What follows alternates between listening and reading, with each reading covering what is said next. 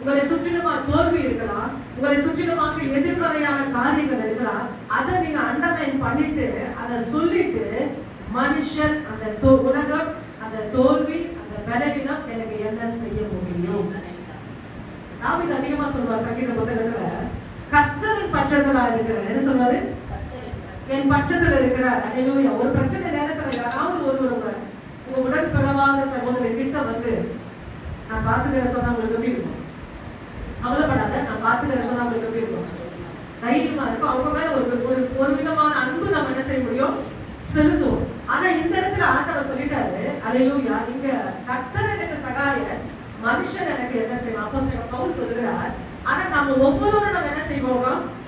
சொல்ல போகிறோம், கர்த்தர் எனக்கு சகாயர், மனிதன் அது என்ன விதமான பலவீனமா இருக்கலாம், என்ன விதமான தோல்வியா இருக்கலாம், உங்களுக்கு விரோதமான எதிர்மறையான சூழ்நிலையா இருக்கலாம். ஆனா நீங்க என்ன செய்யணும்? அந்த இடத்துல அது என்ன செய்ய முடியும்? எழுந்திருக்கும் போது ஒன்னாந்தே எழுதுறேன். அந்த காலையில ஒரு எழுதக்கூடிய சூழ்நிலை அதை கொஞ்சம் உங்களுக்கு எழுதுறது பாடல் எப்படி அவங்க நான் பாடுவேன்னு சொல்லும்போது கர்த்தருக்கு நேரத்தில் நான் கடமைக்கிறேன். ஆமென். அல்லேலூயா. மனிதன் எனக்கு என்ன செய்வார்? அல்லேலூயா.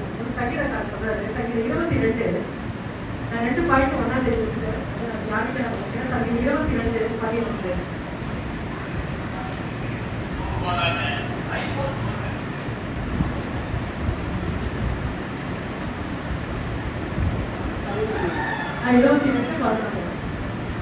நீங்கள் பார்க்கப்படாதபடிக்கு இருள் வந்தது, ஜலப்பிரவாகம்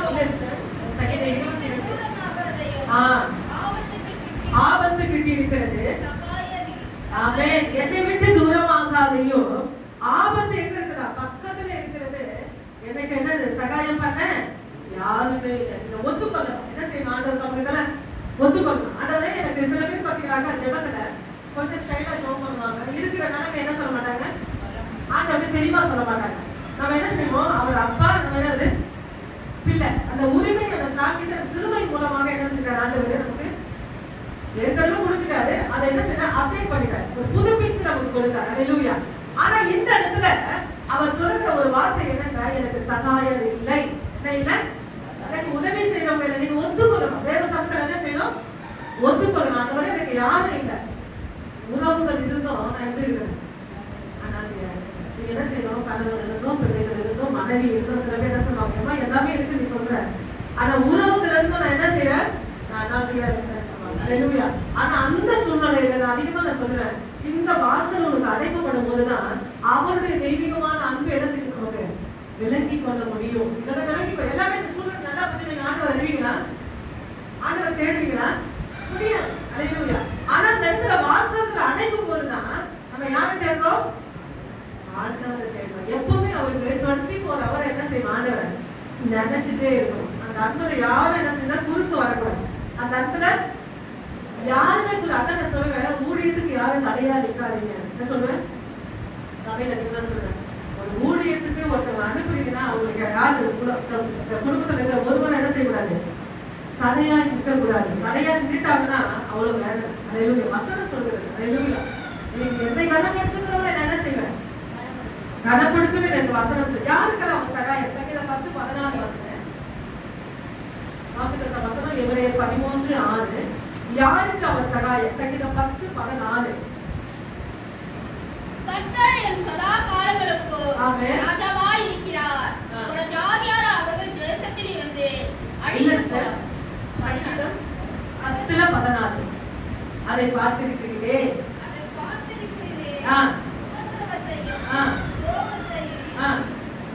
கவனித்திருக்கிறீரே. நீ பதிலளிப்பி ஒப்புவிக்கிறான். திக்கற்ற பிள்ளைகளுக்கு சகாய நீரே. ராகவன் டிராவல் பண்ணிட்டு ஒன்னாம் தேதி ஜெபம் முடிச்சுட்டு கோவில தான் நினைக்கிறேன். கேப்ல போயிட்டு இருக்கும்போது அவர் ரொம்ப கெச்சனையா பேசுறாரு. இந்த உலக ஜனங்களுக்கு என்ன இல்லையா? அறிவு இல்லை. என்ன இல்லையா? அறிவு. ரோடு வந்து நான் கொஞ்சம் ஸ்லோவா போய் சொன்னதுனால அவர் சொல்றாரு, ரோடெல்லாம் பாருங்க. என்ன செய்யறாங்க? ஆசைப்பட்டு சில காரியத்தை போட்டு போடுறாங்கன்னு சொல்லுவாங்க. அவருடைய ஆதரவு அந்த ஜனங்களுக்கு என்ன இல்லைன்னா அறிவு இல்லை. ஆனா ரோட்டோரம் இன்னைக்கு பார்த்தீங்கன்னாக்கா கொரோனா ஊசி போடணும்னு சொன்னாங்க. ஆனா ரோட்டோரத்தில் இருக்கிற பிலிம் கார்டுல இதெல்லாம் போட்டுருப்பாங்களா? அதெல்லாம் எப்படி வளர்ந்து சொல்லி யார் சொல்றாரு? இந்த கார் சொல்றான் அல்லேலூயா. அதெல்லாம் ஒண்ணுமே இல்லைங்க. நம்ம பார்த்து பார்த்து என்ன செய்வோம்? சாப்பிடுறோம். இது பிடிச்சா சளி பிடிக்கும், சளி பிடிக்காது சொல்லி பார்த்து பார்த்து சாப்பிடுறோம். வெளிவராத அளவுக்கு என்ன செய்யணும்? நம்ம என்ன செய்வோம்? அடைச்சிட்டு தூங்குறோம். ஆனா அவங்களுக்கு என்ன இல்லை? திறந்த வெளியில ஒண்ணுமே இல்லை. ஆனா அவங்களுக்கு என்ன செஞ்சாரு ஆண்டவர்? கர்த்தரே பாருங்க. திக்கற்ற பிள்ளைகளுக்கு கை குழந்தை வச்சுட்டு ரோட் ஓரத்துல இருப்பாங்க. அப்ப அவங்க எல்லாம் எப்படி இருப்பாங்க சொல்லுங்க? நம்ம வீடு வாசல் இருக்கு, அது வருமானு சொல்லி நம்ம என்ன செய்வோம்? மறைவா செய்வோம். ஆனா அந்த குழந்தைகளுக்கு ஒண்ணுமே இல்லை. அதுக்கு வசனம் சொல்லுறது திக்கற்ற பிள்ளைகளுக்கு ஆண்டவர் சகாயம். அல்லேலூயா. அடுத்ததாக வாசிப்போம். அதே சங்கீதம் 146 9 வாசிங்க.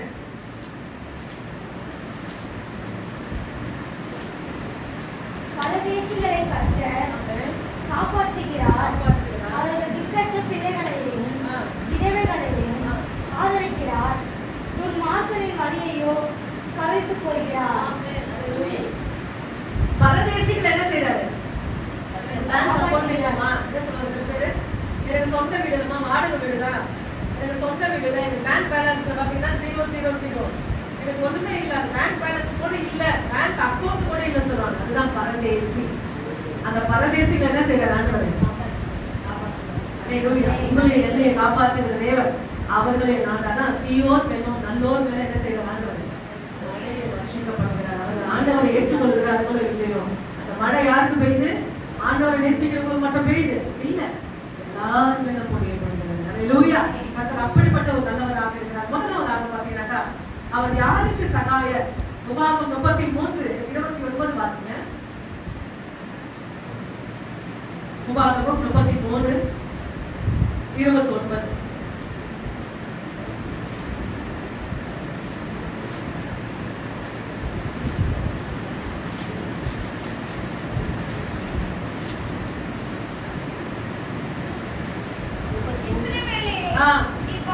நீ பாக்கியவான்,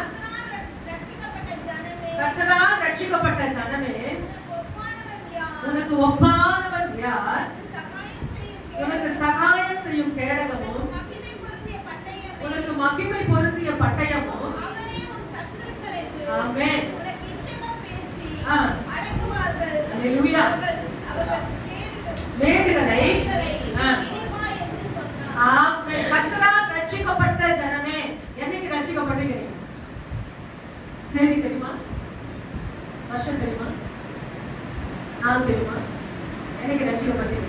ஞானஸ்தானம் சொல்ல, ஞானஸ்தானத்துக்கு முன்னாடி யாரோ ஒரு சுவிசேஷம் சொல்லியிருப்பாங்க. இந்த செல்போன் நீங்க பார்த்துருக்கலாம். ஏதோ ஒரு வார்த்தை மூலமாக நீங்க ரட்சிக்கப்பட்டிருக்கீங்க. அதனால நீங்க என்ன செஞ்சிருக்கீங்க? நினைவு கூர்ந்திருக்கீங்களா? அதனால நம்ம மகிழ்ச்சியாக நினைவு கூற வேண்டும். என்னைக்கு ஆண்டவருடைய நாமத்தை எந்த நாளில் நான் சொன்னேனோ அந்த நாள் தான் நான் ரட்சிக்கப்பட்ட நாள்.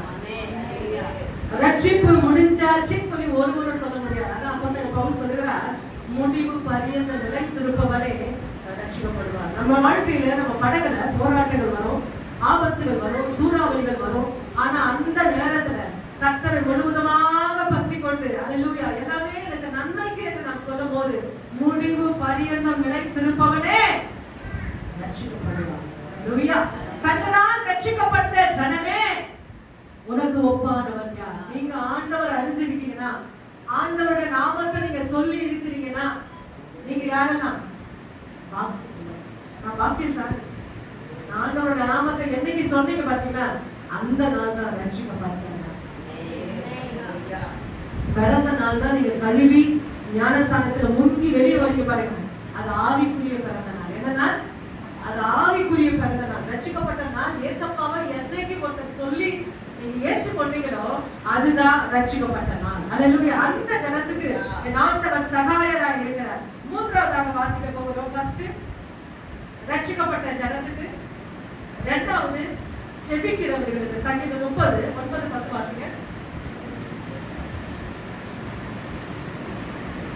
கர்த்தாவே, நீர் எனக்கு செவி கொடுத்து என் மேல் இரக்கமாய் இரும். கர்த்தாவே, நீர் எனக்கு சகாயர் என்று சொல்லி கர்த்தாவை உம்மை நோக்கி கூப்பிட்டு கர்த்தரை நோக்கி கெஞ்சினேன். ஆமென். கர்த்தாவே, நீர் எனக்கு செவி சகாயா இன்னும் என்று சொல்லி உம்மை நோக்கி கூப்பிட்டேன், கர்த்தரை நோக்கி கெஞ்சினேன். ஒரு வசனம் இருக்கு, கர்த்தருடைய சமூகத்தை நோக்கி கெஞ்சுங்கள், அப்பொழுது அவர் உங்கள் மேல் இறங்குவார். அப்ப யாரை பார்த்து கெஞ்சணும்? கர்த்தரை பார்த்து. ஹல்லேலூயா. நீங்க கெஞ்ச ஆரம்பிக்கும் போது ஆண்டவர் உங்களுக்கு சகாயரா இருக்கு. ஆனா என்ன செய்யணும்? கெஞ்சணும். சில பேர் அந்த கேஷத்துக்கு இந்த இடத்துக்குலாம் போனீங்கன்னாக்கா சொல்லாம ஒரு வார்த்தை சொல்லுவாங்க. அழக பிள்ளைங்க என்ன உண்டா? என்ன உண்டா? அழக பிள்ளைங்க பால் சொல்லுவாங்க. அதனால சொல்லாம ஒரு வார்த்தை சொல்ல முன்னால முடிஞ்ச வரைக்கும் நீ போராடுவாங்க. நீதி உன் பக்கம் சொல்லி சொல்லாம சில பேர் என்ன செய்வாங்க? நடந்ததுல சொல்லுவாங்க. அதை நான் கேள்விப்பட்டேன். ஆனா இந்த இடத்துல கர்த்தரை நோக்கி நம்ம கெஞ்சணும். எந்த நேரத்துல கெஞ்சணுமோ அந்த நேரத்துல கெஞ்சணும். யாக்கோபு என்ன பண்ணிட்டாரு? விடாபிடியாக ஒரு ஜபத்தை செய்தார். என்ன செஞ்சாருன்னா அவர் பேர் வந்து யாக்கோபு. யாக்கோபு பேருன்னா என்னது? நீங்க பேர் வச்சா நமக்கு அர்த்தம் தெரியணும். பைபிள்ல அந்த பேர் இருக்கணும். உங்களுக்கு ஒரு பேர் வச்சா என்ன இருக்கணும்? பைபிள்ல அந்த பேர் இருக்கணும். அந்த பேருக்குரிய என்ன இருக்கணும்? அர்த்தம் இருக்கணும். அல்லேலூயா. அது ரொம்ப முக்கியமானது. ஆனா யாக்கோபு பொழுது விடிகிற வரைக்கும் தேவ சமூகத்துல ஜெபம் பண்ணாரு. அது எப்படி ஜெபம் பண்ணாருன்னா, குடும்பத்தை கரை சேர்த்தார். என்ன பண்ணிட்டாரு? எத்தனை பேர் பைபிள் படிச்சிருக்கீங்க? அவர் கரையை கடந்த பின்பு அந்த கரையிலேயே பிள்ளைகளை, மனைவிய, ஆடு மாடு எல்லாத்தையும் விட்டுட்டு தனிமையா கடந்தார். இது ரொம்ப முக்கியம். ஆண்டவர் எல்லாமே நம்ம கொடுத்துட்டாங்க. அதை வச்சு நம்ம மேன்மை பாராட்டும் போது நிச்சயம் அந்த ஜபத்தை வெற்றி பண்ண முடியாது. எந்த நேரத்துல அல்லேலூயா அதை தூக்கி வைக்கணுமோ அந்த நேரத்துல தூக்கி வச்சு தேவனை ஆராதிச்சு பாருங்க. கர்த்தர் உயர்த்துகிறவராக இருக்கிறார். அல்லேலூயா. தேவனுக்கு நாம் முதலிடம் கொடுக்கும் போது எல்லாவற்றையும் அவர் ஆசீர்வதிக்கிறவராக இருக்கிறார். வீட்டுல போய் படிச்சு பாருங்க. அந்த ஆதியாகமத்துல அல்லேலூயா அவன் கரையை கடந்த பின்பு கரையிலே எல்லாத்தையும் விட்டுட்டு தனிமையாய் கடந்து போறான். கர்த்தரை சந்திங்க. யாரை சந்திங்க? அப்பதான் ஆண்டவர் என்ன செய்யறாருன்னா பேரை மாத்துறாரு. பேரை மாத்தி இஸ்ரவேல் வச்சுறாரு. இஸ்ரவேல் மூலமாக 12 கோத்திரங்களை ஆண்டவர் என்ன பண்ணிட்டாரு? உருவாக்கினார். யாக்கோபு மூலமா தாங்க 12 கோத்திரம். இஸ்ரவேல் அழகாக அந்த இடத்துல அலங்கரிச்சார்னா யாக்கோபு தான் முதல்ல காரணம். அப்படியான ஒரு ஜபம் தேவ சமூகத்துல ஜெபிப்பிட்டு நான் கதை நிச்சயமா 27:9 வாசிங்க. சங்கீதம் 27:9.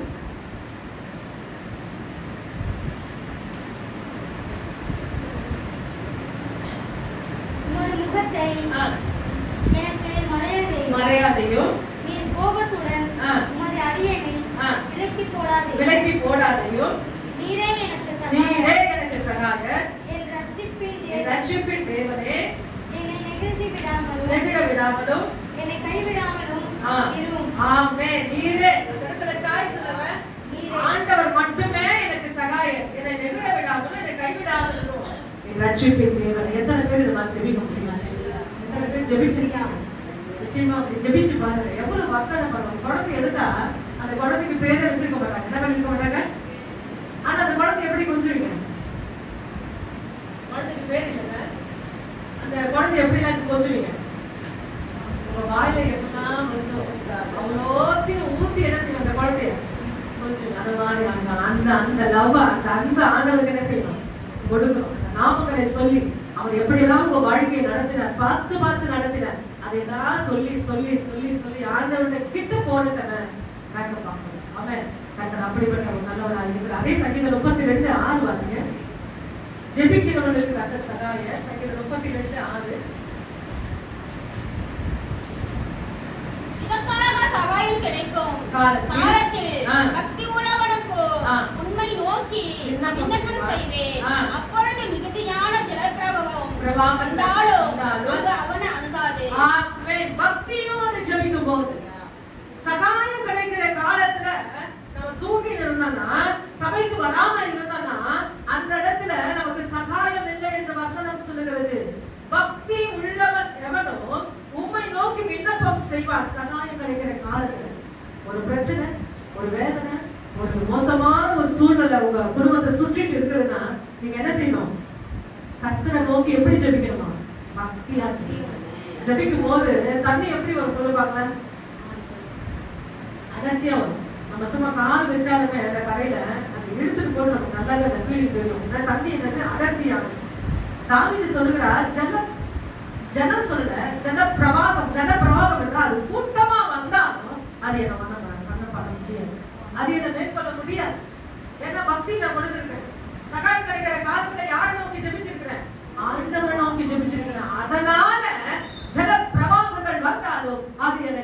முடியாது. ஆமென். இப்படி தைரியமா நான் பேசும் போதுதான் கர்த்தர் நிச்சயமாக அந்த வார்த்தைகளை அவர் அங்கீகரிக்கிற தேவனாக இருக்கிறார். மூன்றாவதாக வாசிக்க போகிறோம். 4 அவரை நம்புகிறவர்களுக்கு சங்கீதம் 28:7 வாசிங்க. கர்த்தர் என் பலனும் ஆமென். என் கேடகமாய் இருக்கிறார். ஆமென். என் இருதயத்தில் அவரை நம்பியிருந்தோம். ஆமென். நான் சகாயம் பெற்றேன். ஆ. ஆகையால் என் இருதயத்தில் களி கூர்ந்து ஆ. என் பாட்டினால் அவரை துதிப்பேன். என் பாட்டினால் என் ஆண்டவரை நான் துதிப்பேன். கர்த்தர் என் பலனும் என் கேடகமா இருக்கு. கேடகம்னா என்ன சொல்லுங்க? ஒருத்தங்க ஃபைட் பண்ணி வரும்போது நம்ம அதை மடக்கலாம் பாத்தீங்களா, அதுதான் என்னது? கேடகம். அப்ப ஆண்டவர் என்ன செய்யறாரு? உங்களை எல்லா ஆபத்துகளுக்கும் எல்லா சூழ்நிலைகளுக்கும் ஆண்டவர் என்ன செய்யறாரு? உங்களுக்கு பாதுகாப்பா கேடகமா இருந்து அவர் நடத்துகிறார். என் இருதயம் அவரை நம்பி இருந்தது, நான் சகாயம் பெற்றேன். அதனால் என் இருதயம் கலிகூறுது. அந்த கலிகூறுதலை எப்படி நான் சொல்லுவேன்னா என் பாட்டு மூலமா சொல்லுவேன். அந்த அன்பை எப்படி நான் சொல்ல போறேன்? அதனுடைய நிறைவை நான் எப்படி சொல்ல போறேன்? பாட்டினார். அல்லேலூயா. பாட்டு வந்து சும்மா சாதாரணமா பாடக்கூடாது. இப்போ பாத்தீங்கன்னாக்கா எத்தனை பேர் கண்டுபிடிச்சிங்க தெரியாது. இந்த 142 இந்த ரெஸ்பான்ஸ் சாங்ல அல்லேலூயா ஒரு பாட்டு எடுத்தீங்கன்னாக்கா 3 கவிதை இருக்கும். பழைய பாட்டுல பாத்தீங்கன்னாக்கா 6 இருக்கும். எத்தனை இருக்கும்? 6 இருக்கும். இல்ல எனக்கு இன்ட்ரெஸ்டே போல இந்த பாட்டு போல எனக்கு இன்ட்ரெஸ்ட். பாட்டு பாடுறதுக்கு தான் அந்த புக்கு வாங்குறோம். அதையும் சுருக்கி என்ன செய்யறாங்க? சின்ன சின்னதா போட்டு எப்படி பாடுறது சொல்லுங்க. இப்போ நான் நடத்துறேன், அந்த 3 ஸ்டாண்ட்ஸ் பாடுறேன். விசுவாசி என்ன செய்யறாங்க? வேற பாட்டுக்கு வாங்கிட்டு வராங்க. சுவிட்ச் அப்படியே நிறுத்திட்டாங்க. என்ன சொல்லுவாங்க? பாட்டை நிறுத்திட்டாங்க. இதனுடைய சூழ்நிலை எனக்கு மட்டும் தான் தெரியும். அல்லேலூயா. அதனால தான் பழைய பாட்டு தான் விடாதீங்க. பழைய பாட்டு புக்கு அது 40 வரைக்கும் 39 வரைக்கும் இருந்தீங்கன்னா நிச்சயமா நீங்க வாங்குங்க.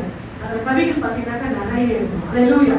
பேப்பர்ஸ்க்காக இன்னைக்கு பாத்தீங்கன்னா குறைச்சிட்டாங்க. அல்லேலூயா. ஆனா இந்த இடத்துல பாட்டினால் அவரை துதிப்பேன். அல்லேலூயா. எப்படி நான் பாடுறேன், எப்படி நான் ஆண்டவரை கேட்கிறேன், வாஞ்சியா கேட்கிறேன், நான் பக்தியை கேட்கிறேன், நான் அவரை நம்புறேன். இதெல்லாம் நான் செஞ்சாதான் எனக்கு அவர் சகாயமா இருக்கிறார். இப்பொழுது வாசிக்க போகிறோம். 5வது பக்தியா இருப்பவர்களுக்கு சங்கீதம் 89 19 20 வாசிக்க.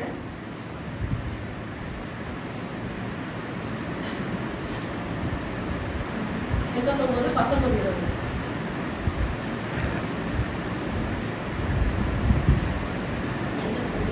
9 10 19 அப்பொழுது நீர் ஆ. உம்முடைய பாக்கியவான்களுக்கு பக்தருக்கு தரிசனமாகி ஆ. சகாயம் செய்து ஆ. சத்தியத்தையும் ஆ. ஒரு சவரனின் ஆ. மேல் வைத்து ஆ. ஜனத்தில் தெரிந்து கொள்ளப்பட்டவரையும் ஆ. உயர்த்தினீர். உயர்த்தினே.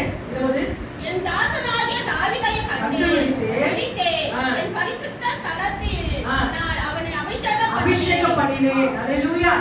பக்தியா இருப்பவர்களுக்கு, பக்தி உள்ளவர்களுக்கு தான் என்ன கிடைக்குமா? சொல்லுங்க. தரிசனம். தன்னுடைய பக்தனுக்கு அவர் தரிசனமாகி சகாயம் செய்ய சக்தியை அவர் சௌரியம் நான் வைத்து ஜனத்தில் தெரிந்து கொள்ளப்பட்டவனை உயர்த்தினேன். அப்போ நம்ம மேல ஒரு சக்தி அவர் வைக்கணும். அப்பதான் நம்ம என்ன செய்யணும்?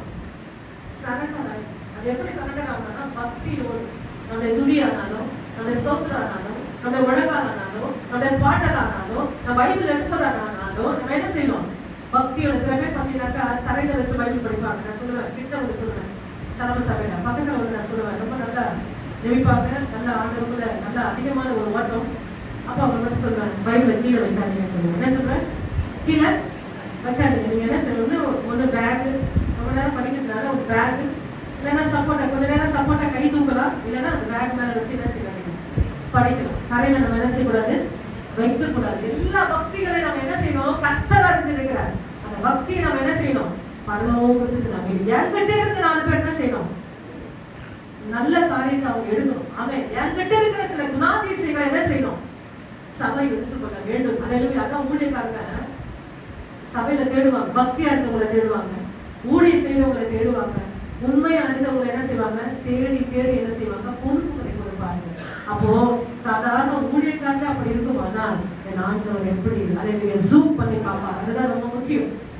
பக்தி, தேவ சமூகத்துல வாஞ்சை, தேவ சமூகத்துல தேடுதல், இவை எல்லாம் முக்கியம். அதை நான் கொடுத்ததான் எனக்கு ஆண்டவர் தரிசனம் கொடுப்பார். அல்லேலூயா. அடுத்ததாக வாசிக்க போகிறோம்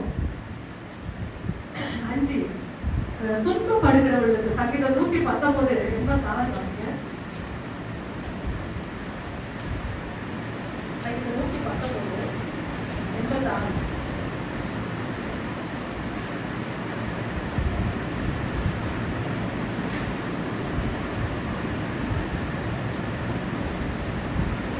பக்கம் வந்து 748.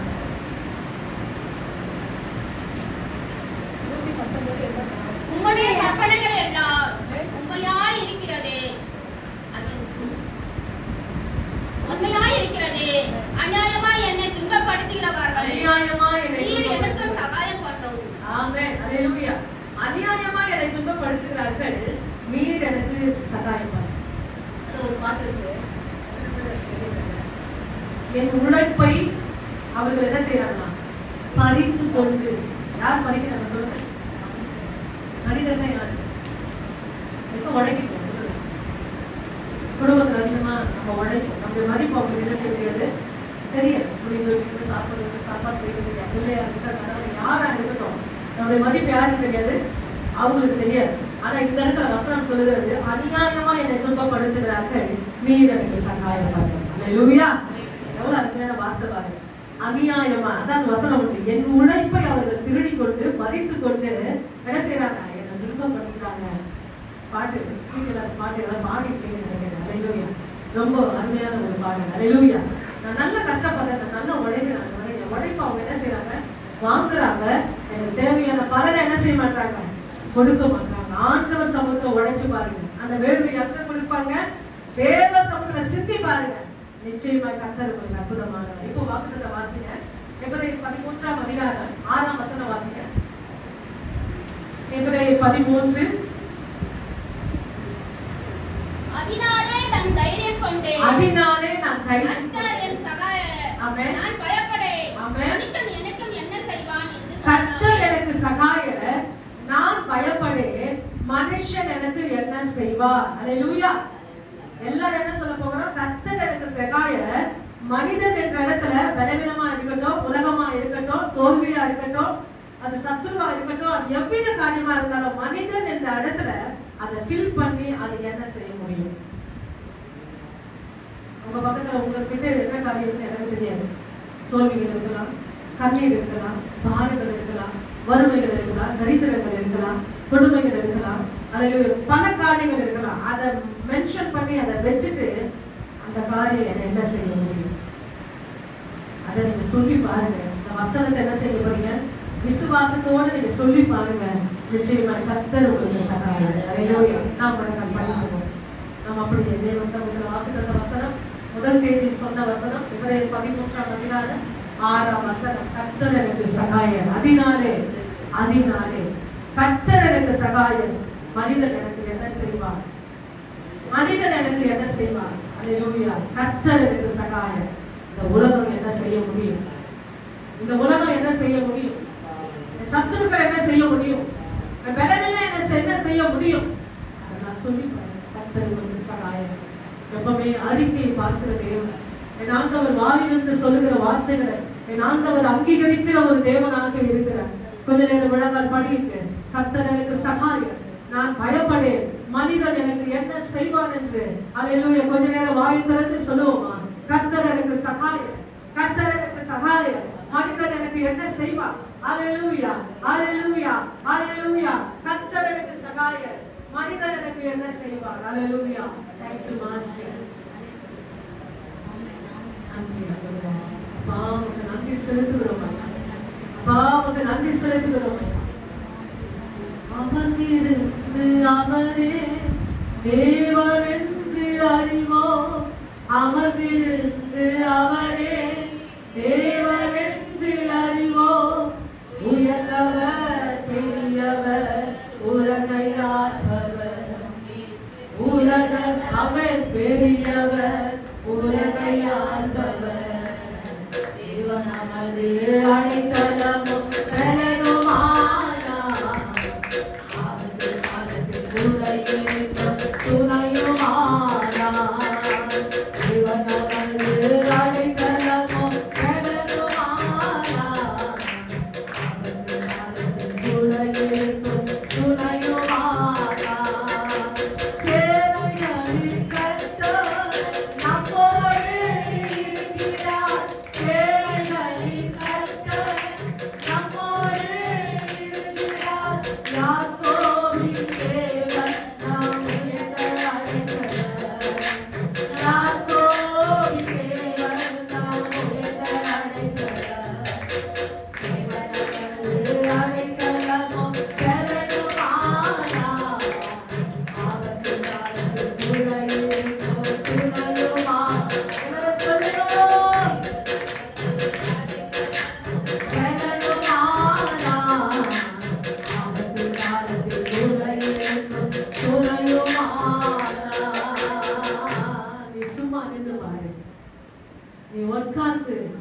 என்னை பாரு.